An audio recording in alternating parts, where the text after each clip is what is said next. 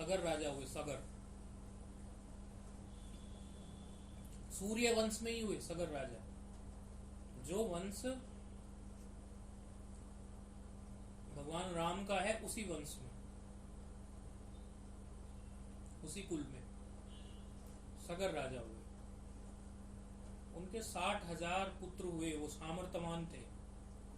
60,000 पुत्रों को जन्म दिया उन्होंने और सब बलशाली थे। इतने पुत्रों का जन्म देख के उनके मन में आया कि चलो अब तो देवलोक में भी कुछ कर लिया जाए, विजय पताका अपनी फहरा दी जाए। अश्वमेध यज्ञ करने के लिए उन्होंने घोड़ा तैयार किया। इंद्र घबराए, इंद्र ने घोड़ा चुरा लिया। इंद्र ने जब घोड़ा चुरा लिया तो वो घोड़ा ढूंढने के लिए निकले। इंद्र ने उस घोड़े को किसी न किसी तिकड़म से कपिल मुनि के आश्रम पर बांध दिया। ये इनके पुत्र लोग ढूंढते आए, इन्होंने देखा, इन्होंने सोचा कि ये मुनि ही चोर है। इन्होंने मुनि के साथ दुर्व्यवहार कर दिया। मुनि ने शाप दे दिया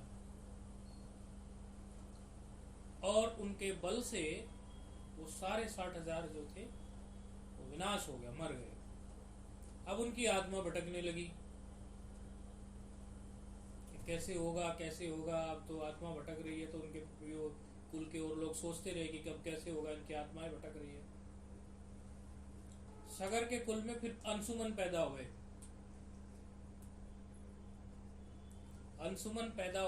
अंशुमन ने भी कोशिश की कि शाप मुक्त किया जाए, ताकि शाप मुक्ति होगी तो इनकी आत्मा नहीं भटकेगी। नहीं बनी बात।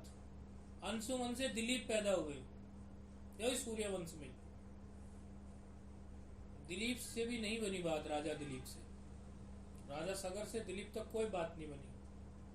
अब दिलीप राजा को जो पत्नियां थी, उसमें जो दूसरी पत्नी थी, उनसे पैदा हुए भागीरथ। अब भागीरथ जी को ने इतना तप किया कि ब्रह्मा जी को प्रसन्न कर लिया।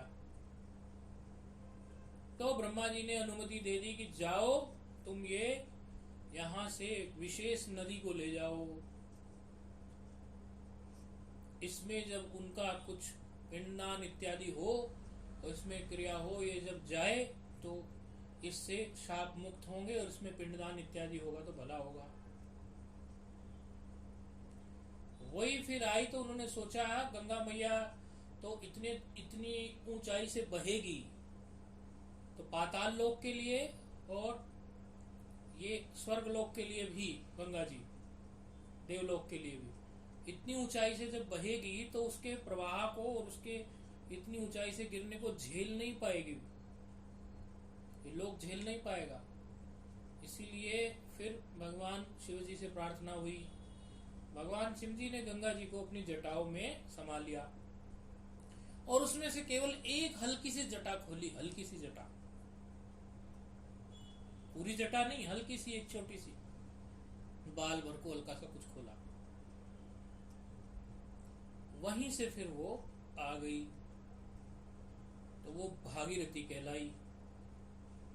और बाद में जब भागीरथी थोड़ा आगे चली, क्योंकि गंगोत्री से जहां से गौमुख से चलती वहां से भागीरथी आगे जाके अलकनंदा भी मिल गई और भी बीच में छोटी छोटी कई नदियां मिल गई। अलकनंदा और भागीरथी तो प्रसिद्ध हो गई, लेकिन और भी छोटी छोटी गंगा, रुद्रा, ऐसी कई दसियों नदियां रास्ते से मिलते मिलते ये फिर आगे आके गंगा जी हो गई।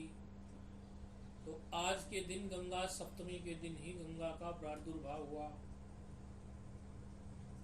ये एक कथा है पुराण में। एक कथा ऐसी भी है कि ये भगवान विष्णु के पैर के पसीने से प्रकट हुई